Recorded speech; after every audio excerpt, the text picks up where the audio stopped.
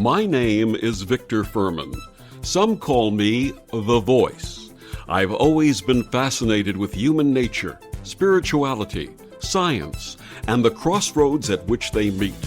Join me now and we will explore these topics and so much more with fascinating guests, authors, and experts who will guide us to Destination Unlimited. Every religion and faith share their respective vision of the afterlife.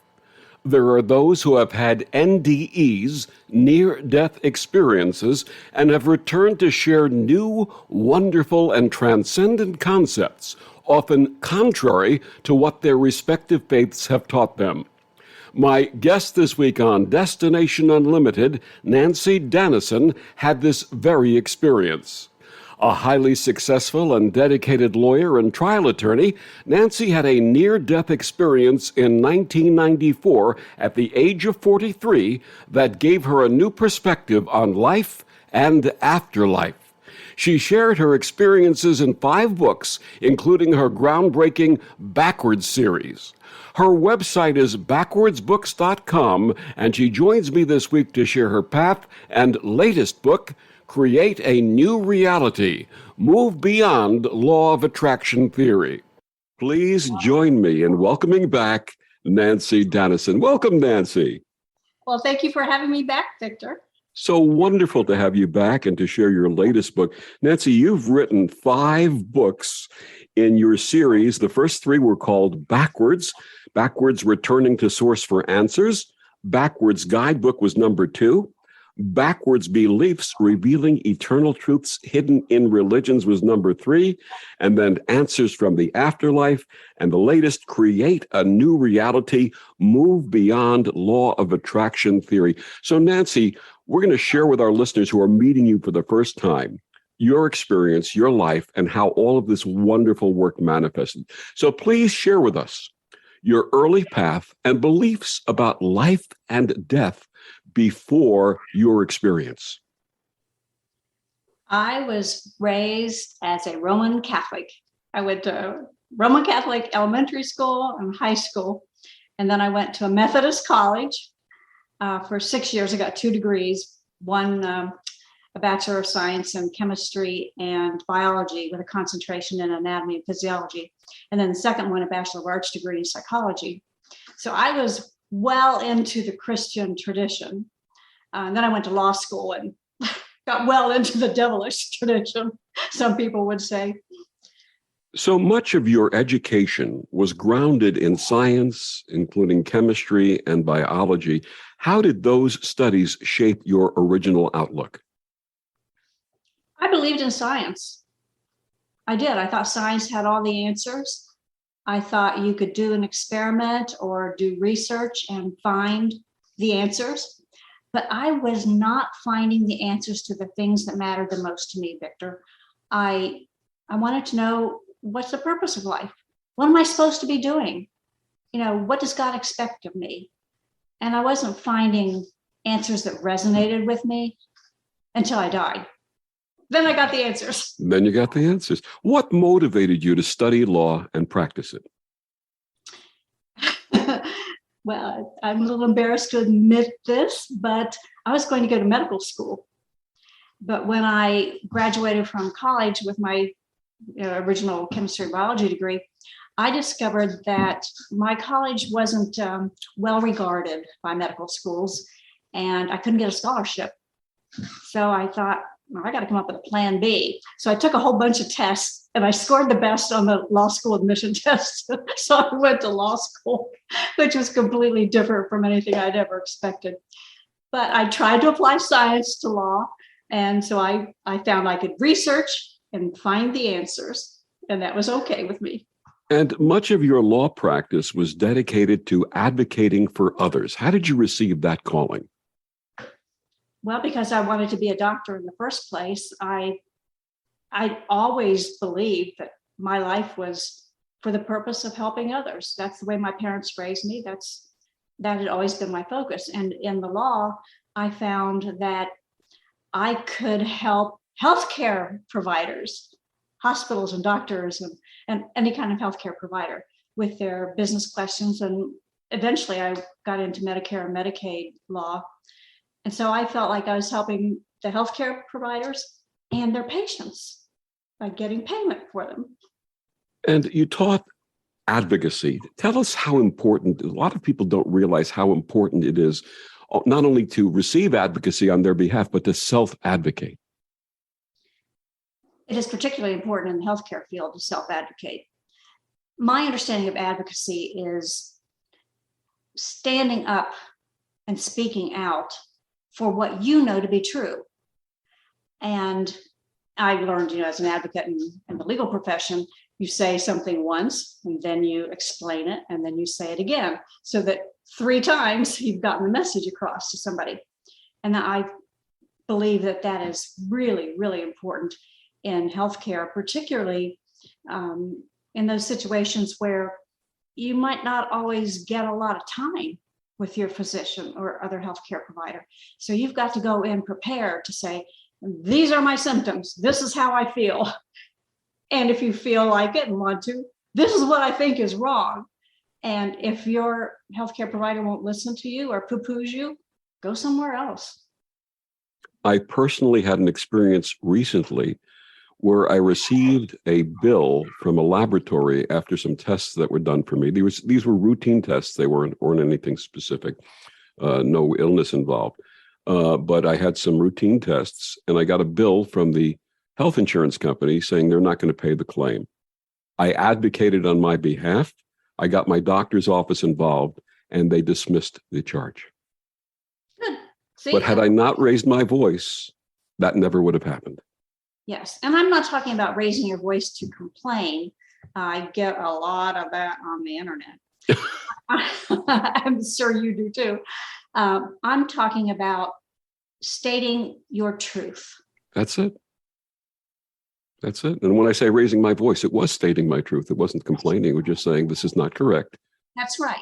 And a lot of times people make mistakes. So you point out their mistake and then let the chips fall where they may. Absolutely. And today, especially today, with as much pressure as there is on the medical profession and the insurance professions and so on, it's really important to be on top of these things.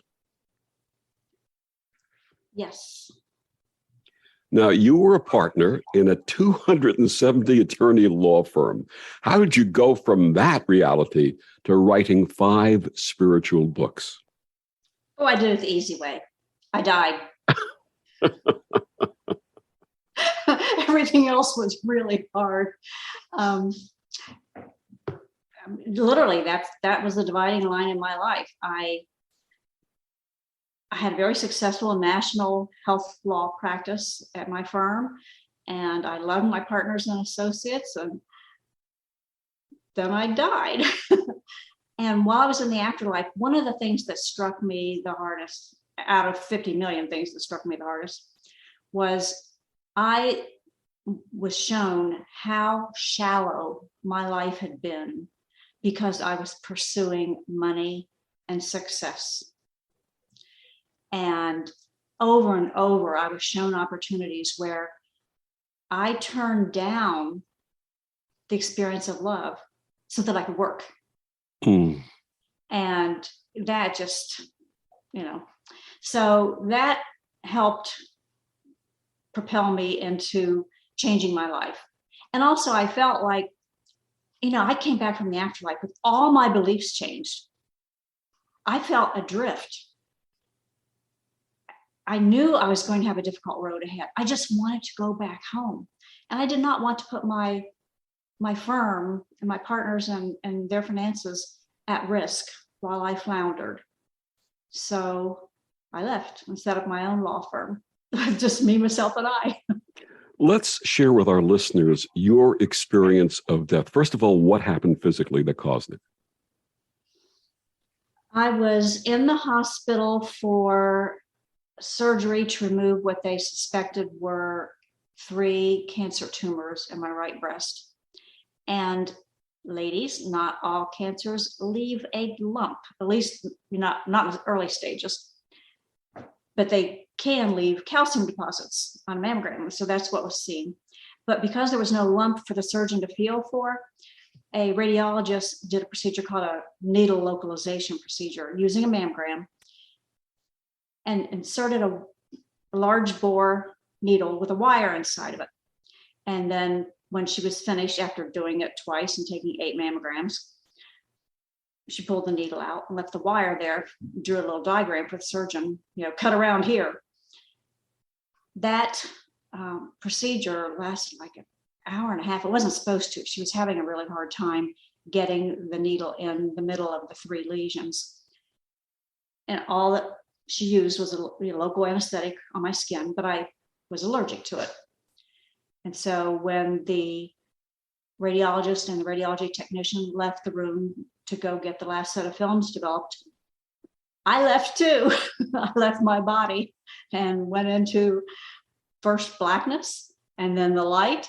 And I spent a lot of time in the light getting information. And that's when I got the information about how shallow my life had been. Got a lot more information about humans and who they are and what they are, and then what I am and who I am as a spiritual entity. And I had a very extensive and what would be called a deep afterlife experience. I had a life review. I was able to get the answers to my questions. Who is God?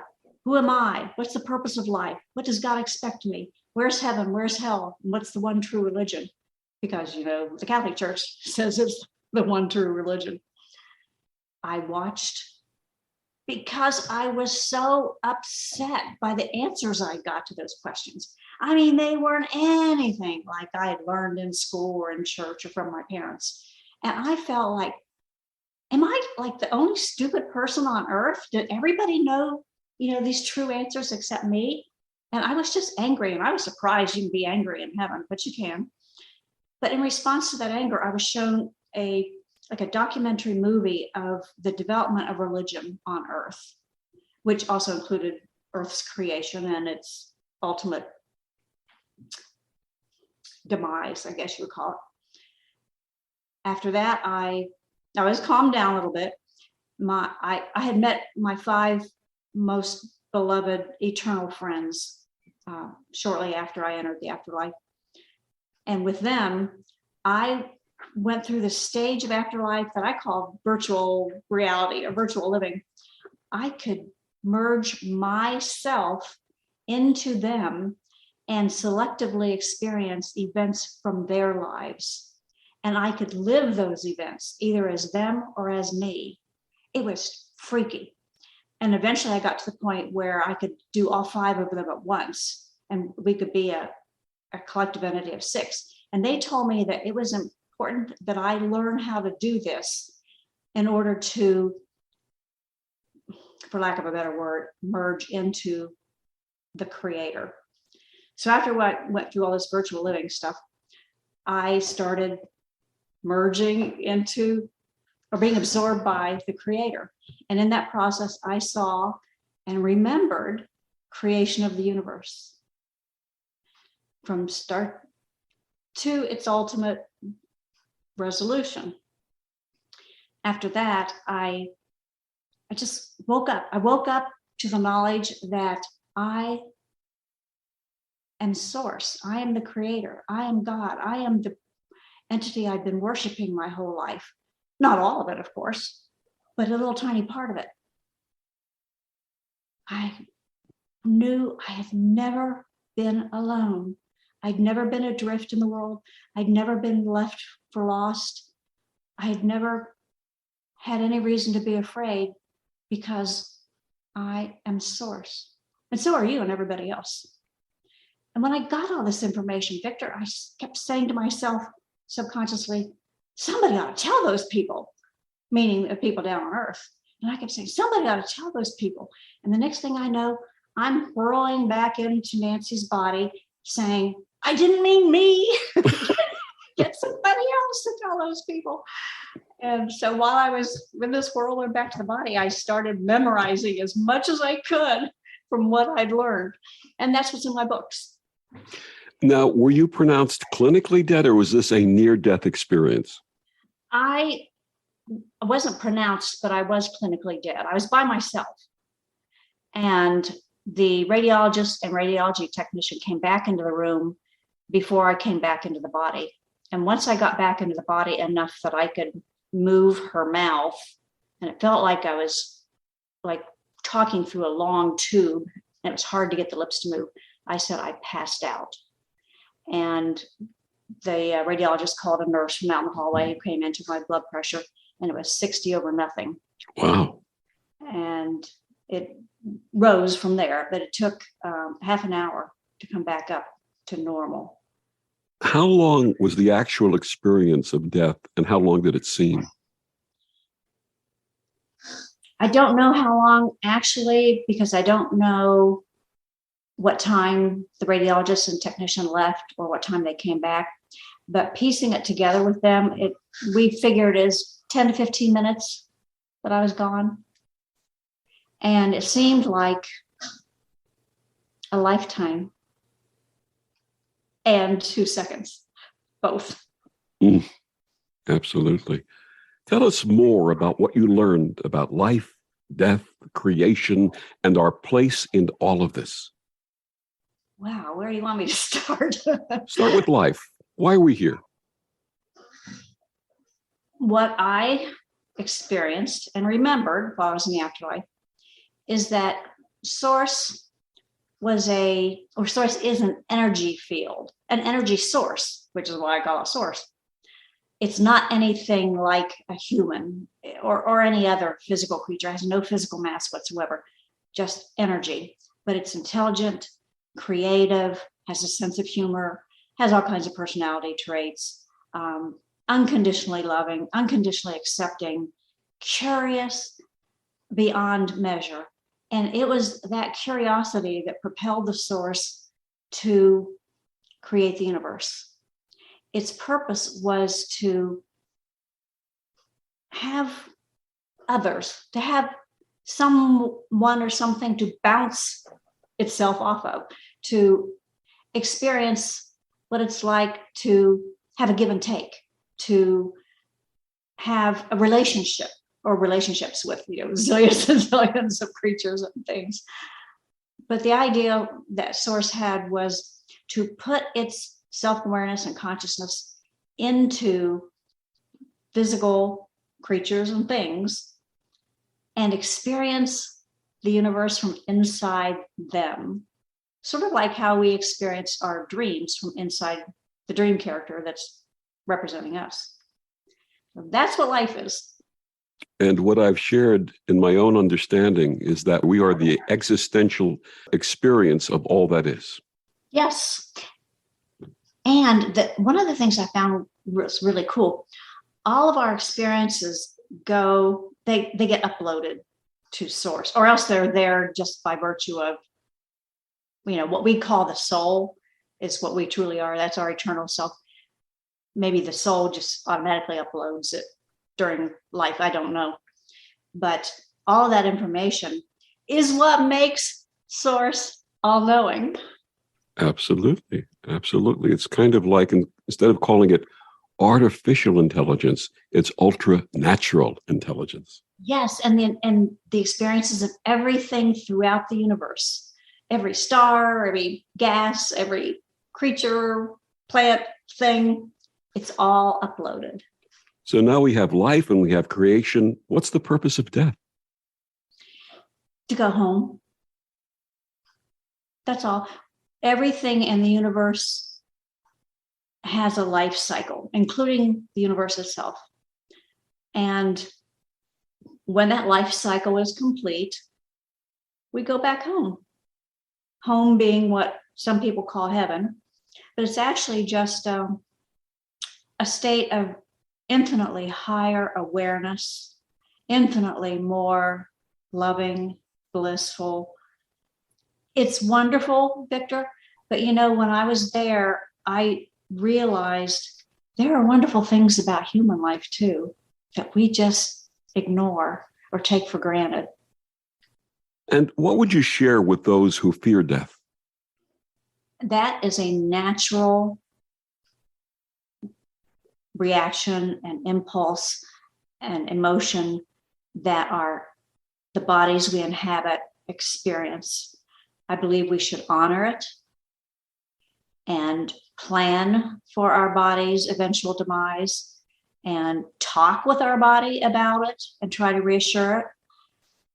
But know ultimately that the personality that you think of as yourself, that you love as your individual or as your individuality, as your personality, as your character, as your very self, isn't the body.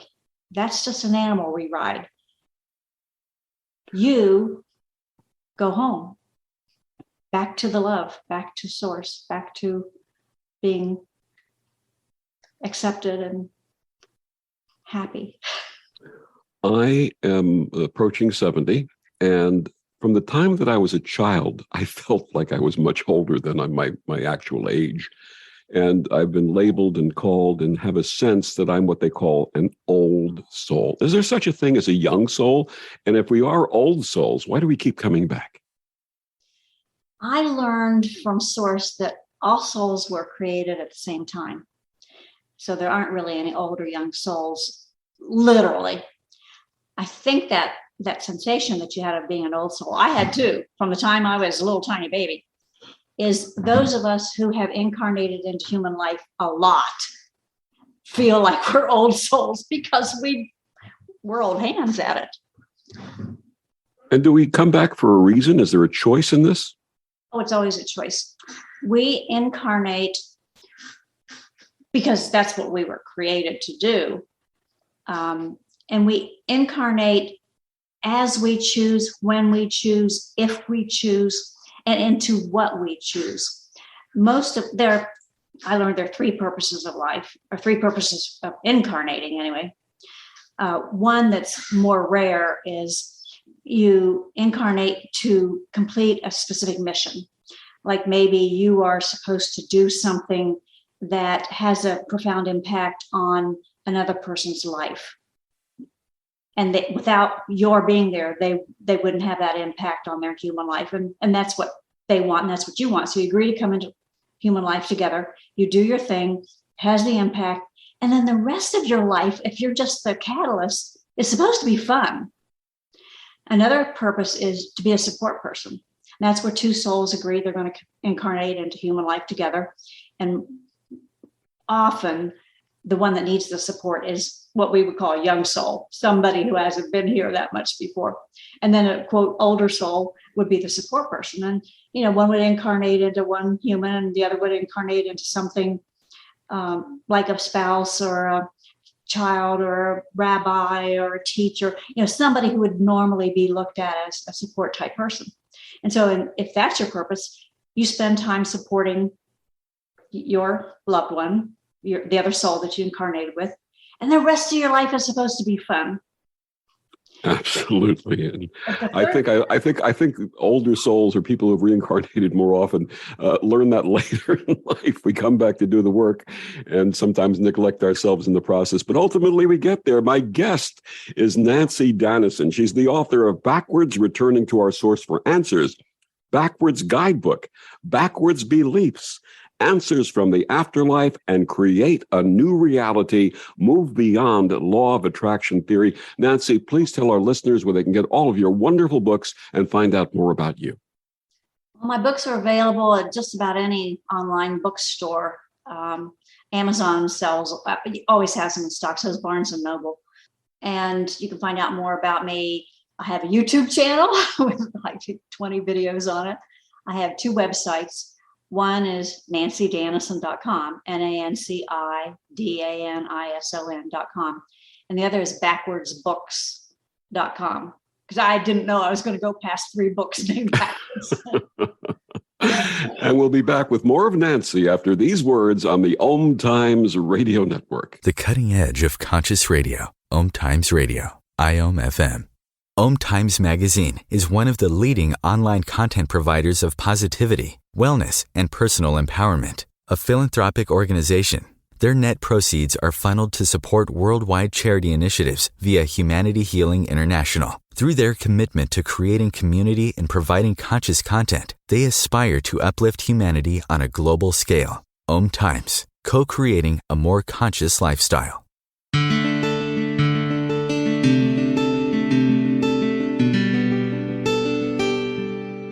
back on Destination Unlimited. My guest this week, Nanci Danison, will be talking about her latest book, Create a New Reality, Move Beyond Law of Attraction Theory. So, Nanci, you were talking about the purposes of life, and you said there's a third purpose. What's that third purpose?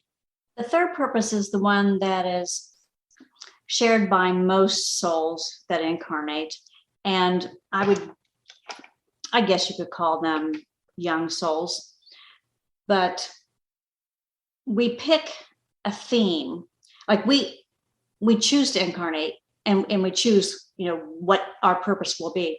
But most of us pick something to experience, to learn about for source, something that source cannot directly experience for itself.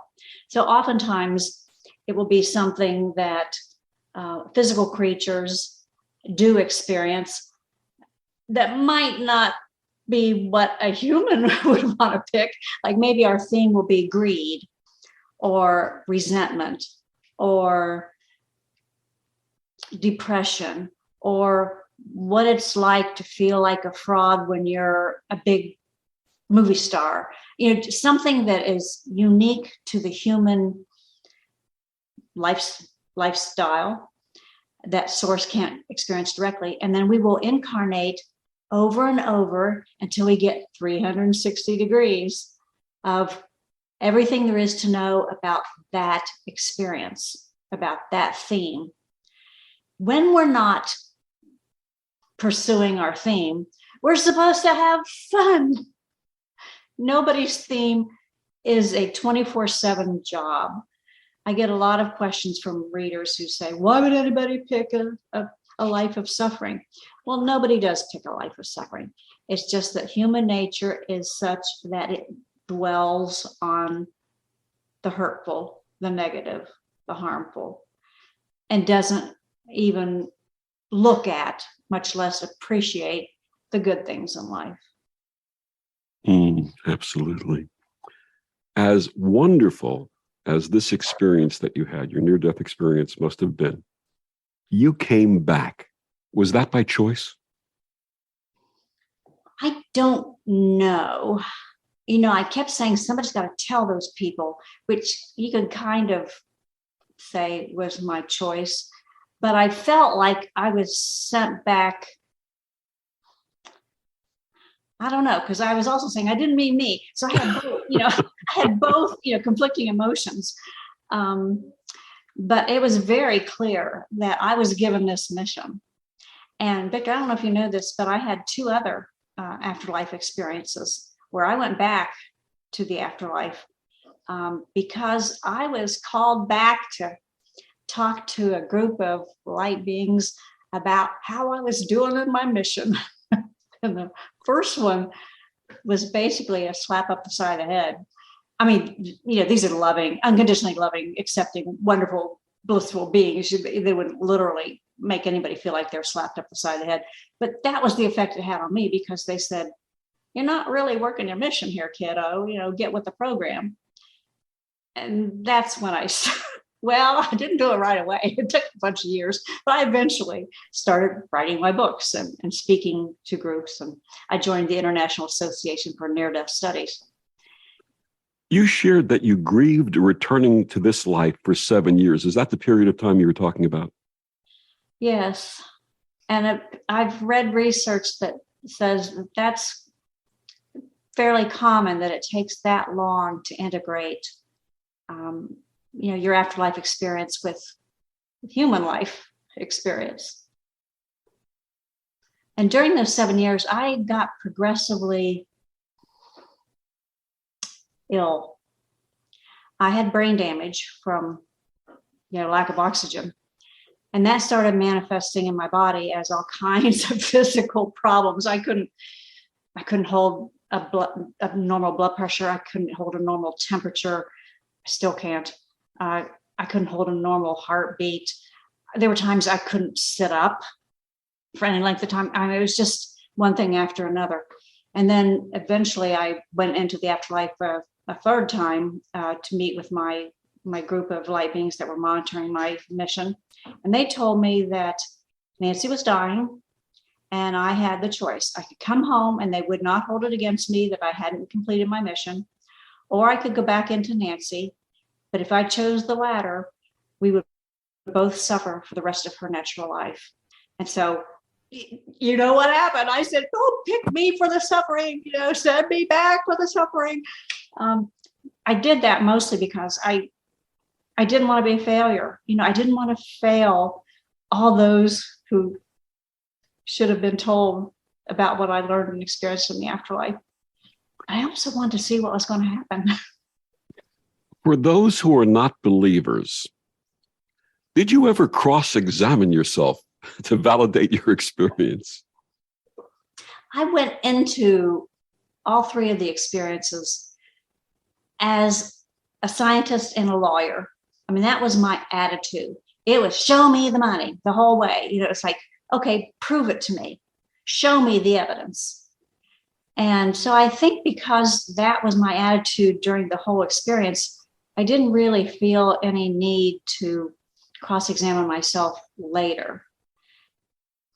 Other people cross-examine me. Feel free if you want to do that. Tell us a little bit more about the physical side of the additional two experiences.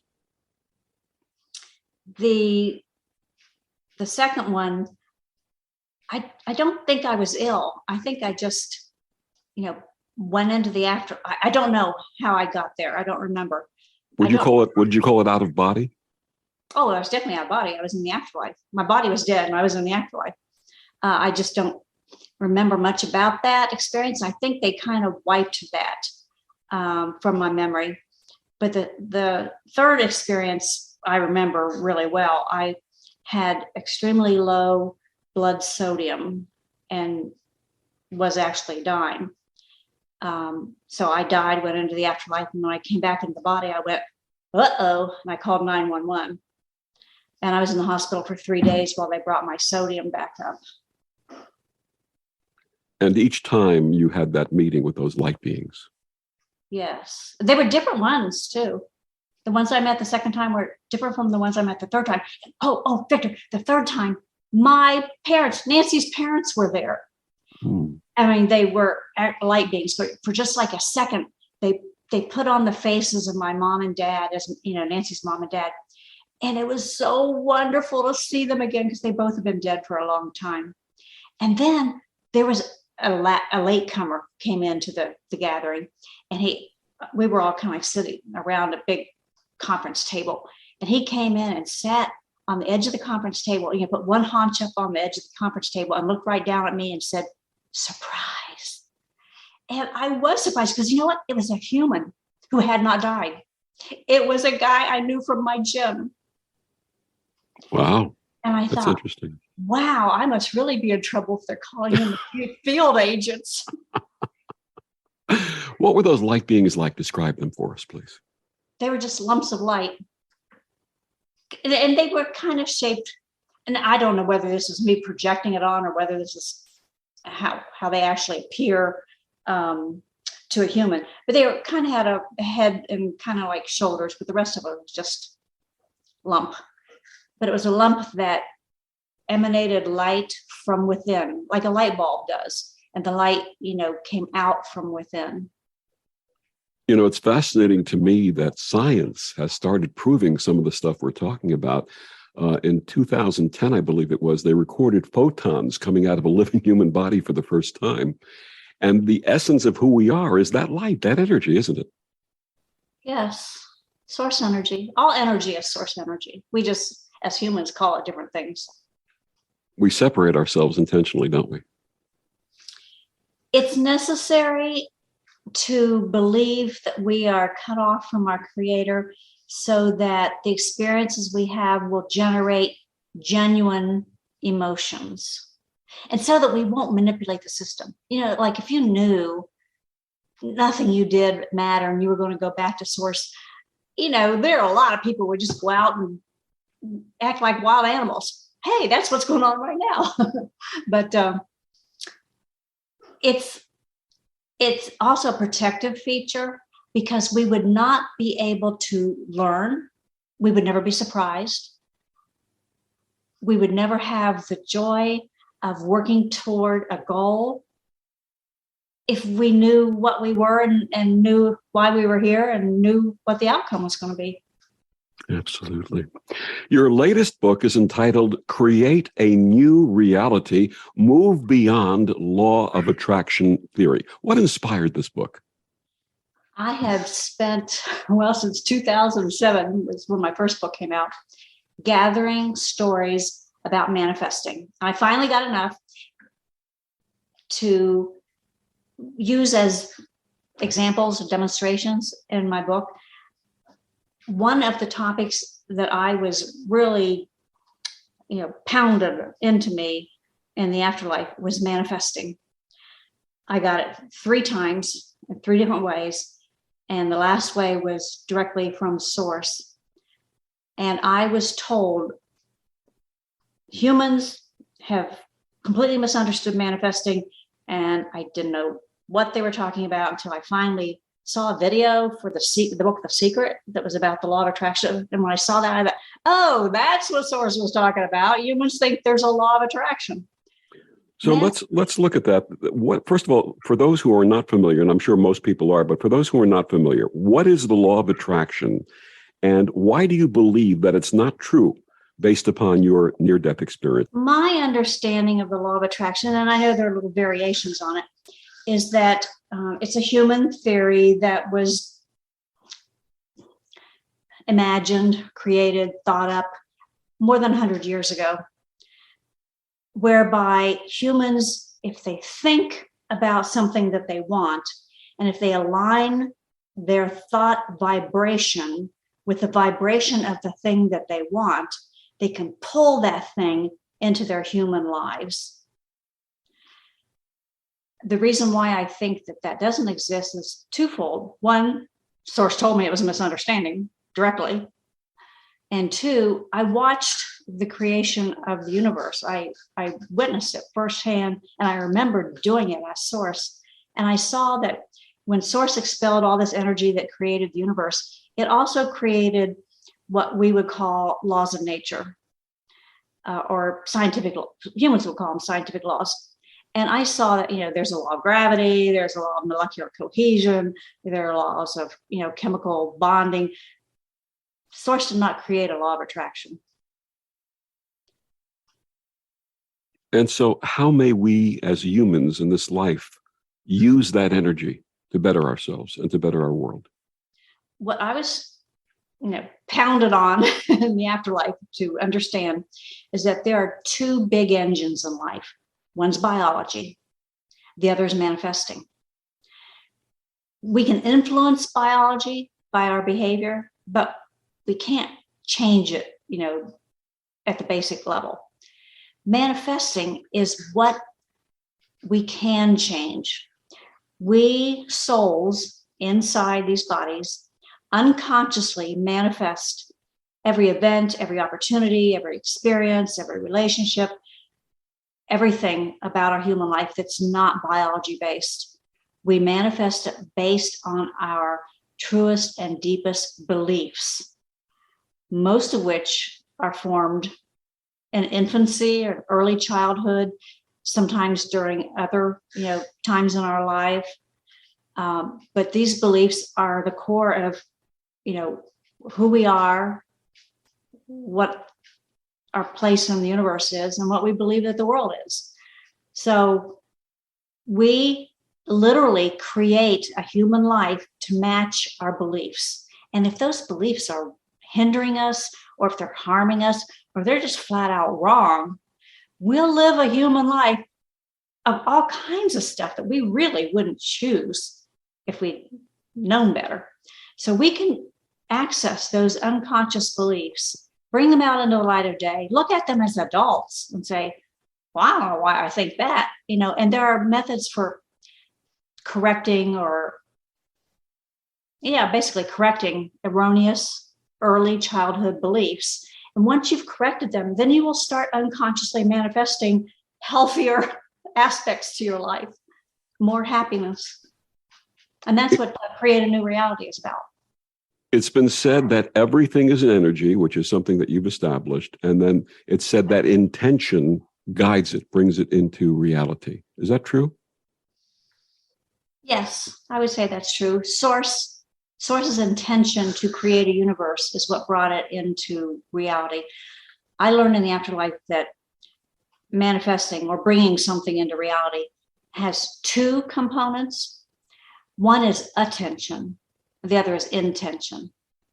And attention is, in its simplest form, just putting your mind to it, thinking about what it is that you want to do or have or be, or, it's just focusing on it.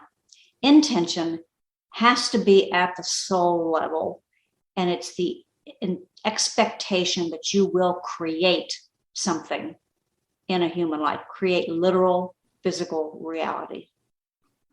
Awareness and action. Yes. My guest is Nanci Danison. Her latest book, Create a New Reality, Move Beyond Law of Attraction Theory. We'll be back with more of Nanci after these words on the OMTimes Radio Network.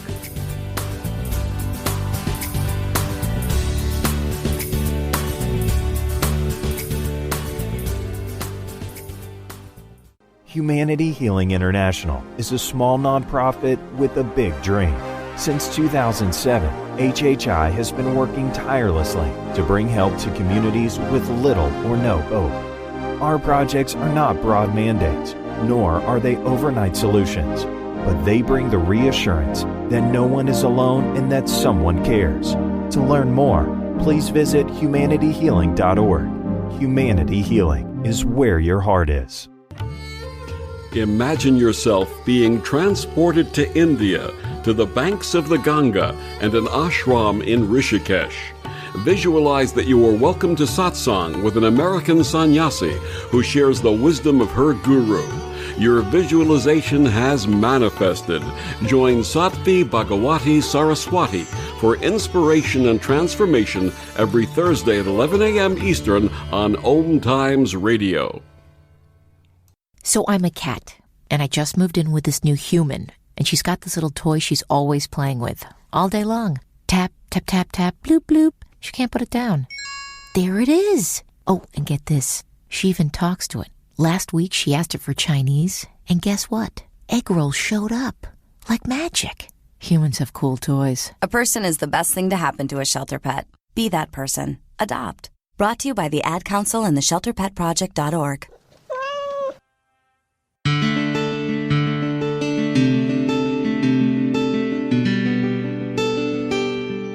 Back on Destination Unlimited, my guest this week, Nanci Danison. We're talking about her latest book, Create a New Reality, Move Beyond Law of Attraction Theory. Nanci, what spiritual powers may we use to serve others and improve our world? To serve others. Most of the all the spiritual powers that I learned about were basically to improve our own incarnated life. The ones that I think can help others or influence others are unconditional love. We can give unconditional love. There are four other, what I call the 5 superpowers. One of them is self-healing. So that has to do with your own body and emotions. Another one is called having multiple simultaneous levels of awareness. And we can use that not only to help ourselves, because there's a technique for using it to access our spiritual powers, but also because with that ability to have multiple simultaneous levels of awareness, we can put ourselves in somebody else's shoes. That's the ability that lets us take a different perspective and see somebody else's side of things. And that is extremely helpful in human relationships. Empathy. Yeah, empathy. I've lost, okay. And another one is we have the ability to access universal knowledge, all that knowledge that, everything in the universe is uploading to source, plus the knowledge it has on its own. That's really for our own edification. Although some of the information that you access through universal knowledge might benefit somebody else. And then the fifth one is manifesting. And we manifest only for ourselves. We can co-manifest with other souls and create events together. So that's helpful for both ourselves and others. When you talk about co-manifesting, there have been groups that have gotten together and feel that if you get a certain number of people together who are creating a visualization of the same outcome or goal, that this can be manifest. Is that what we're talking about? No, that's really a human endeavor that's misunderstood to be manifesting. Manifesting literally takes the attention and intention of the soul, not the body. I was taught in the afterlife that the body can be involved in the attention phase, like the visualization of something, like, if a bunch of people get together and visualize a better environment. That can be the attention part of the formula, but the intention part has to be alone. It has to be the soul in its own mind without a human body in the picture. And so the way that I was taught how to do that is you have to completely shut off the human body, shut off all the senses, like be in a sensory deprivation type of environment. And then step back and watch the body. Watch thoughts come into the mind and push them out. Watch the next thought come into the mind and push them out. And once you get into that position where you can observe your own body thinking, then you're in your own mind as the soul inside the body. That's when you form your intention. During your experiences, you share in your books that you saw events that would occur in the future, including the end of humanity as we know it. Can you please describe some of these events and what ultimately causes the demise of humanity? Some of the events have already happened because, I got that vision of the future in 1994. I saw, to my surprise, that there are a lot more planets than the 9 that I was, I learned about in elementary school. And I saw that, in the future, humans would discover them. And in fact, the 10th planet has been named Sedna, and it's, kind of like a mini planet. And then I think there's something like 8 or 10 more beyond Neptune they haven't been labeled as planets. They're just objects, but they've been discovered. I saw a lot of what's happening now, the tsunamis, the flooding, the volcanic eruptions, the hurricanes, the dread diseases spreading everywhere, just an increase in human violence, just all the things that we're seeing in the news and in everyday human life right now. What's the future? And what was the other thing? The future, the end of humanity. Oh, end of humanity. I saw, when I was watching basically our solar system and saw Sedna, the new planet, and all these other planetoids, I saw that Mars was a green, vibrant, verdant, living planet. And then something happened that ripped off its atmosphere and turned Mars into the red planet that it is now. And I also saw in the future of Earth that Earth goes the same way Mars did. I don't remember what that was. All I remember is thinking to myself, oh, Earth goes the same way Mars did. So it will eventually become an uninhabitable planet. And did you see us departing this world? No. But Victor, I wasn't coming back here. So I didn't pay that much attention to the future. I didn't care. Nanci, what would you share with those who have recently lost loved ones and are grieving? I've been through that like all of us have. From my perspective, I think it's important to spend time with your loved one. Let them know they are not alone. Let them know that you are there to support them, that whatever they need, you will provide it, and that you won't let them die alone. Let them know that you love them unconditionally, that you understand they may be afraid. Let them speak their fears, even if it's over and over and over and over and over. But just be there and be their love. And after transition? You don't have to worry about them after transition. No, I'm talking about the ones who are grieving after the transition of loved ones. Oh, you mean dealing with the grief after their death. Part of the reason I wrote my books was to bring comfort, to people throughout their lifetimes, but especially when they're grieving, so that they could see what it is that their loved one, went back to, and how happy and pain-free and totally loved and accepted they are.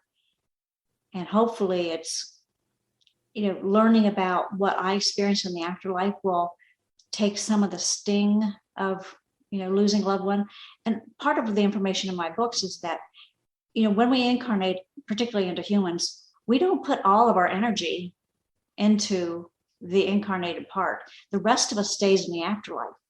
So you and I and everybody else, there's a part of us still in the afterlife with the people who've passed on from human life.